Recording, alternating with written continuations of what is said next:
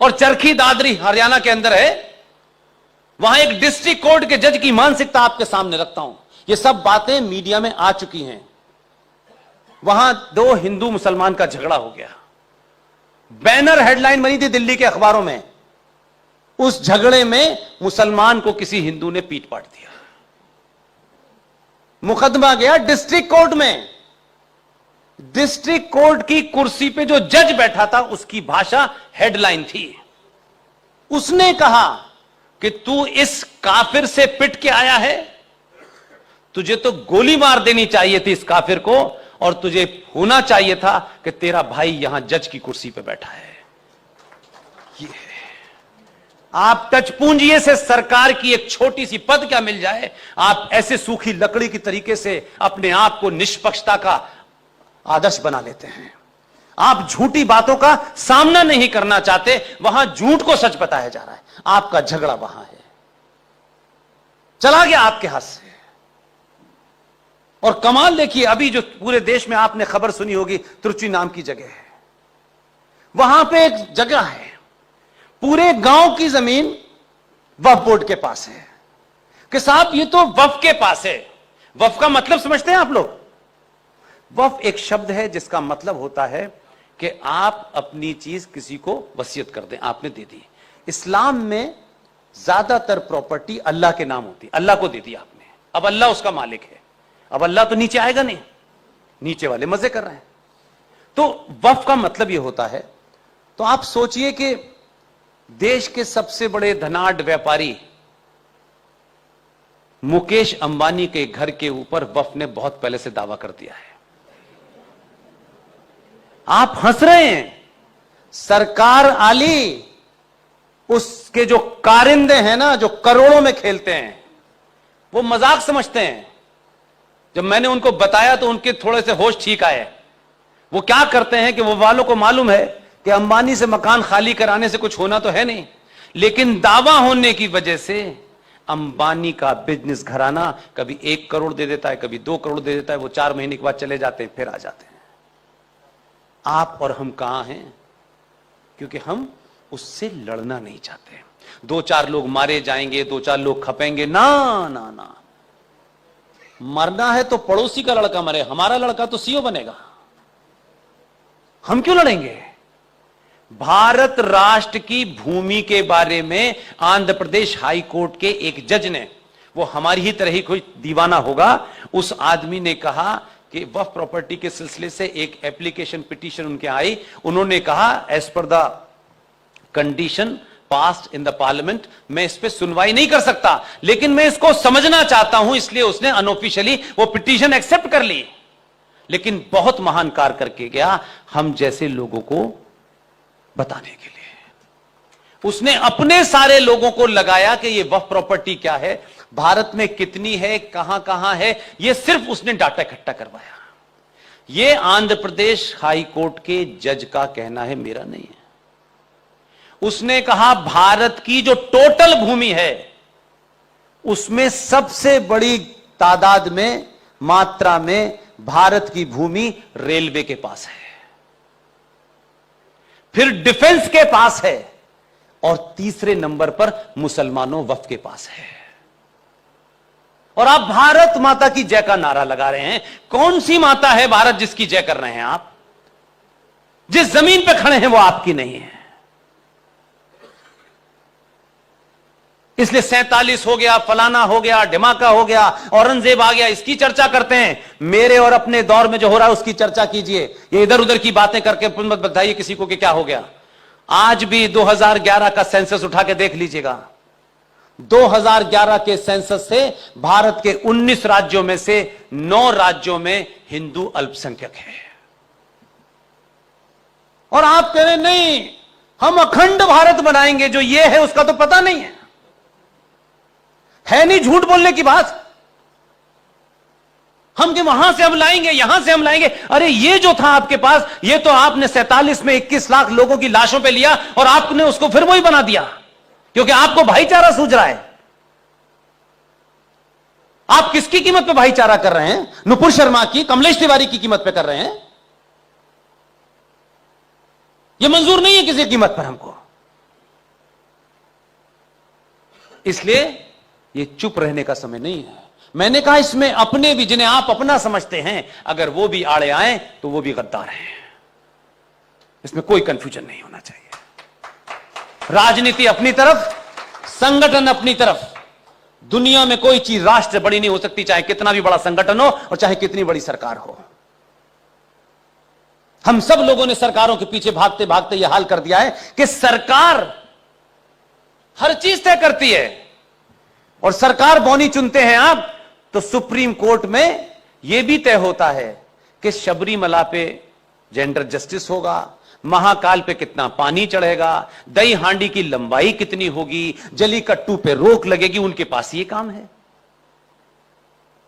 क्योंकि हमारा शंकराचार्य, शर्म की बात है, मैं ये बात बनारस में कह रहा हूं,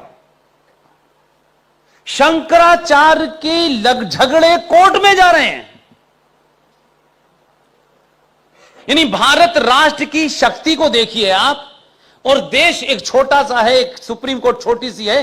राष्ट्र की मान्यताओं, परंपराओं, उसकी आस्थाओं को चलाने वाले जो सबसे बड़ा इंस्टीट्यूशन है, वो अपने झगड़े दो दो कौड़ी के जजों के पास लेके जा रहे हैं कि बताइए ये वाला असली है, ये वाला असली है। किसी इंस्टीट्यूशन को प्योर छोड़ा हमने? आज मैंने सुना है कि कोई एक शंकराचार्य हमारे बीच में नहीं रहे। कोई कहता है ये शंकराचार्य है, कोई कहता है ये शंकराचार्य है, कोई कहता है ये शंकराचार्य है। अरे भाई, ये जिसका काम है तय करके वो खत्म करे ना इसको।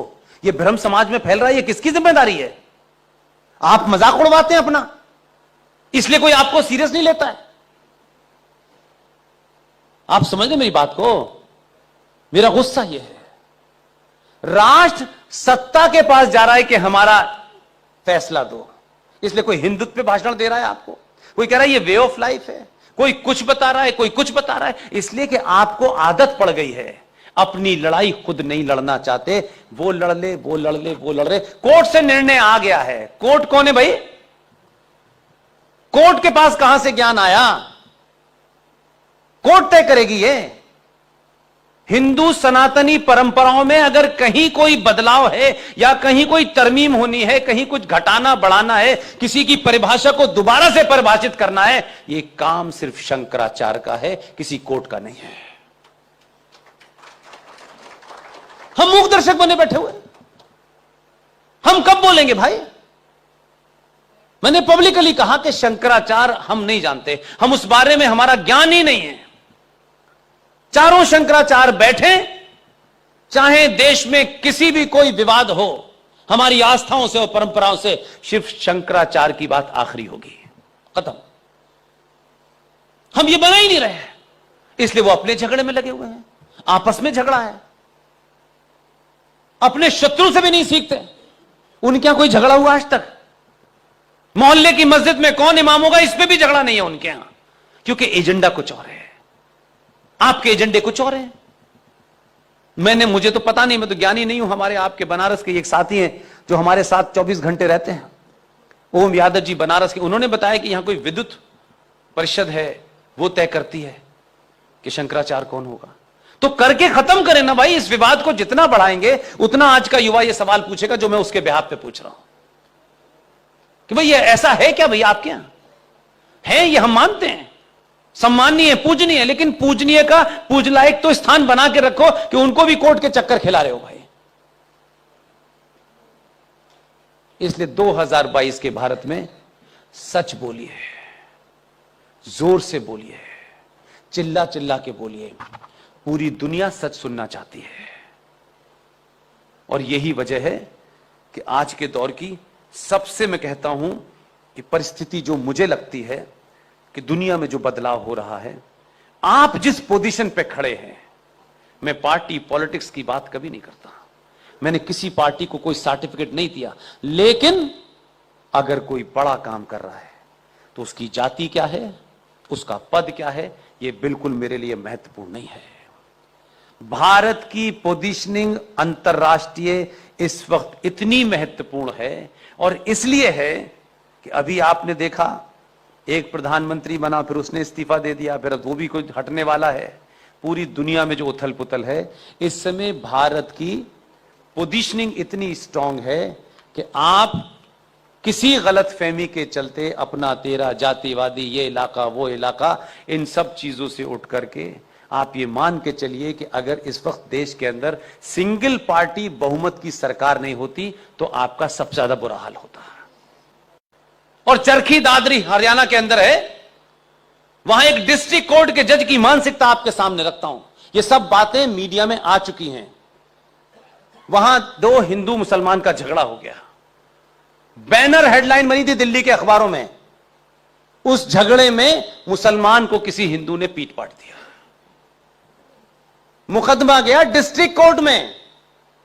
डिस्ट्रिक्ट कोर्ट की कुर्सी पे जो जज बैठा था उसकी भाषा हेडलाइन थी। उसने कहा कि तू इस काफिर से पिट के आया है, तुझे तो गोली मार देनी चाहिए थी इस काफिर को, और तुझे होना चाहिए था कि तेरा भाई यहां जज की कुर्सी पे बैठा है। ये आप टचपूंजिए से सरकार की एक छोटी सी पद क्या मिल जाए, आप ऐसे सूखी लकड़ी की तरीके से अपने आप को निष्पक्षता का आदर्श बना लेते हैं। आप झूठी बातों का सामना नहीं करना चाहते, वहां झूठ को सच बताया जा रहा है। आपका झगड़ा वहां है, चला गया आपके हाथ से। और कमाल देखिए, अभी जो पूरे देश में आपने खबर सुनी होगी, त्रिचुरी नाम की जगह है, वहां पे एक जगह है, पूरे गांव की जमीन वक्फ बोर्ड के पास है कि साहब ये तो वक्फ के पास है। वक्फ का मतलब समझते हैं आप लोग? वक्फ एक शब्द है जिसका मतलब होता है कि आप अपनी चीज किसी को वसीयत कर दें, आपने दे दी। इस्लाम में ज्यादातर प्रॉपर्टी अल्लाह के नाम होती है, अल्लाह को दे दी आपने, अब अल्लाह उसका मालिक है। अब अल्लाह तो नीचे आएगा नहीं, नीचे वाले मजे कर रहे हैं। तो वक्फ का मतलब यह होता है। तो आप सोचिए कि देश के सबसे बड़े धनाढ्य व्यापारी मुकेश अंबानी के घर के ऊपर वक्फ ने बहुत पहले से दावा कर दिया है। आप हंस रहे हैं, सरकार आली उसके जो कारिंदे हैं ना, जो करोड़ों में खेलते हैं, वो मजाक समझते हैं। जब मैंने उनको बताया तो उनके थोड़े से होश ठीक आए। वो क्या करते हैं कि वो वालों को मालूम है कि अंबानी से मकान खाली कराने से कुछ होना तो है नहीं, लेकिन दावा होने की वजह से अंबानी का बिजनेस घराना कभी 1 करोड़ दे देता है, कभी 2 करोड़ दे देता है। वो 4 महीने के बाद चले जाते हैं, फिर आ जाते हैं। आप और हम कहां हैं? क्योंकि हम उससे लड़ना नहीं चाहते। 2-4 लोग मारे जाएंगे, 2-4 लोग खपेंगे, ना ना ना, मरना है तो पड़ोसी का लड़का मरे, हमारा लड़का तो सीओ बनेगा। हम क्यों लड़ेंगे?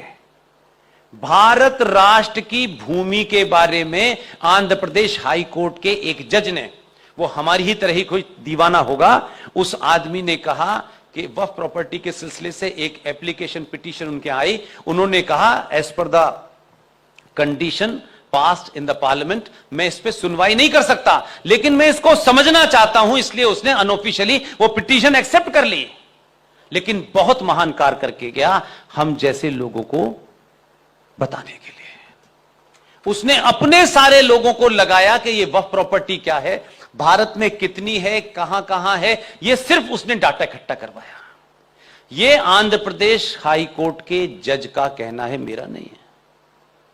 उसने कहा भारत की जो टोटल भूमि है उसमें सबसे बड़ी तादाद में, मात्रा में भारत की भूमि रेलवे के पास है, फिर डिफेंस के पास है, और तीसरे नंबर पर मुसलमानों वक्फ के पास है। और आप भारत माता की जय का नारा लगा रहे हैं। कौन सी माता है भारत जिसकी जय कर रहे हैं आप? जिस जमीन पे खड़े हैं वो आपकी नहीं है। इसलिए 47 हो गया, फलाना हो गया, ढिमाका हो गया, औरंगजेब आ गया, इसकी चर्चा करते हैं। मेरे और अपने दौर में जो हो रहा है उसकी चर्चा कीजिए। ये इधर उधर की बातें करके मत बताइए किसी को कि क्या हो गया। आज भी 2011 का सेंसस उठा के देख लीजिएगा। 2011 के सेंसस से भारत के 19 राज्यों में से 9 राज्यों में हिंदू अल्पसंख्यक है।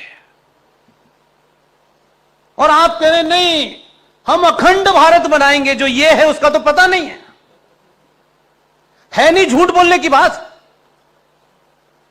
हम कि वहां से हम लाएंगे, यहां से हम लाएंगे। अरे ये जो था आपके पास, ये तो आपने 47 में 21 लाख लोगों की लाशों पे लिया और आपने उसको फिर वही बना दिया, क्योंकि आपको भाईचारा सूझ रहा है। आप किसकी कीमत पे भाईचारा कर रहे हैं? नुपुर शर्मा की, कमलेश तिवारी की कीमत पे कर रहे हैं।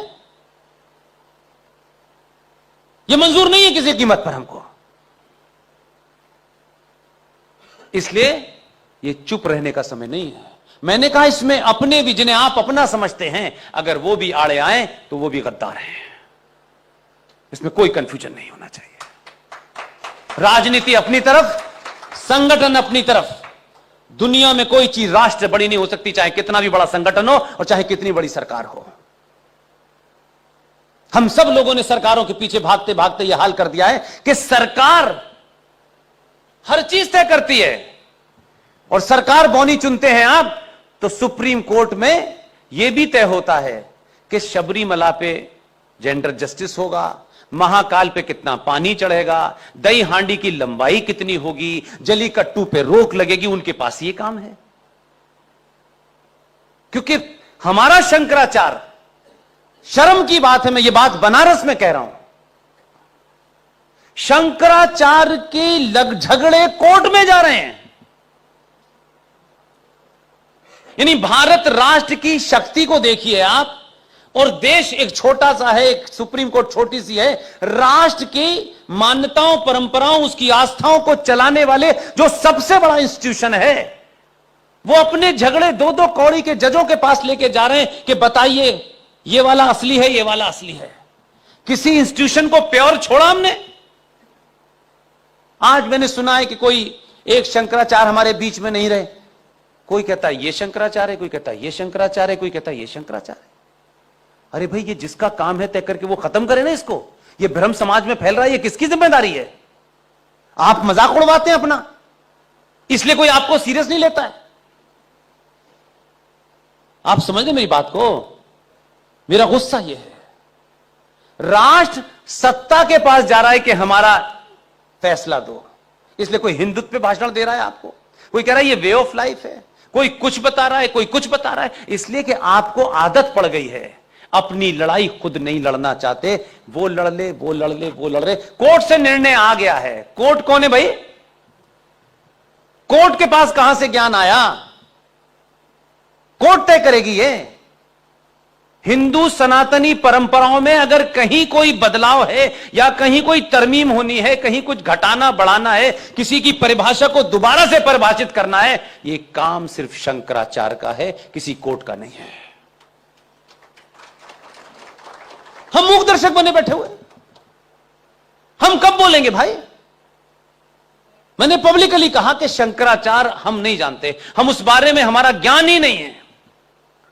चारों शंकराचार्य बैठे, चाहे देश में किसी भी कोई विवाद हो, हमारी आस्थाओं से और परंपराओं से सिर्फ शंकराचार्य की बात आखिरी होगी, खत्म। हम ये बना ही नहीं रहे हैं, इसलिए वो अपने झगड़े में लगे हुए हैं। आपस में झगड़ा है, अपने शत्रु से भी नहीं सीखते। उनके यहां कोई झगड़ा हुआ आज तक? मोहल्ले की मस्जिद में कौन इमाम होगा, इस पे भी झगड़ा नहीं है उनके यहां, क्योंकि एजेंडा कुछ और है, आपके एजेंडे कुछ और हैं। मुझे तो पता नहीं, मैं तो ज्ञानी नहीं हूं। हमारे आपके बनारस के एक साथी हैं जो हमारे साथ 24 घंटे रहते हैं, ओम यादव जी बनारस के, उन्होंने बताया कि यहां कोई विद्युत परिषद है, वो तय करती है कि शंकराचार्य कौन होगा। तो करके खत्म करें ना भाई। इस विवाद को जितना बढ़ाएंगे उतना आज का युवा ये सवाल पूछेगा जो मैं उसके बिहाफ पे पूछ रहा हूं कि भाई ये ऐसा है क्या? भाई आपके यहां है, ये हम मानते हैं, सम्माननीय, पूजनीय, लेकिन पूजनीय का पूजलायक तो स्थान बना के रखो कि उनको भी कोर्ट के चक्कर खिला रहे हो भाई। इसलिए 2022 के भारत में सच बोलिए, जोर से बोलिए, चिल्ला चिल्ला के बोलिए। पूरी दुनिया सच सुनना चाहती है, और यही वजह है कि आज के दौर की सबसे, मैं कहता हूं कि परिस्थिति जो मुझे लगती है कि दुनिया में जो बदलाव हो रहा है, आप जिस पोजीशन पे खड़े हैं, मैं पार्टी पॉलिटिक्स की बात कभी नहीं करता, मैंने किसी पार्टी को कोई सर्टिफिकेट नहीं दिया, लेकिन अगर कोई बड़ा काम कर रहा है तो उसकी जाति क्या है, उसका पद क्या है, यह बिल्कुल मेरे लिए महत्वपूर्ण नहीं है। भारत की पोजीशनिंग अंतर्राष्ट्रीय इस वक्त इतनी महत्वपूर्ण है, और इसलिए है कि अभी आपने देखा एक प्रधानमंत्री बना, फिर उसने इस्तीफा दे दिया, फिर वो भी कोई हटने वाला है। पूरी दुनिया में जो उथल पुथल है, इस समय भारत की पोजीशनिंग इतनी स्ट्रांग है कि आप किसी गलत फहमी के चलते अपना तेरा जातिवादी, ये इलाका वो इलाका, इन सब चीजों से उठ करके आप ये मान के चलिए कि अगर इस वक्त देश के अंदर सिंगल पार्टी बहुमत की सरकार नहीं होती तो आपका सबसे ज्यादा बुरा हाल होता है।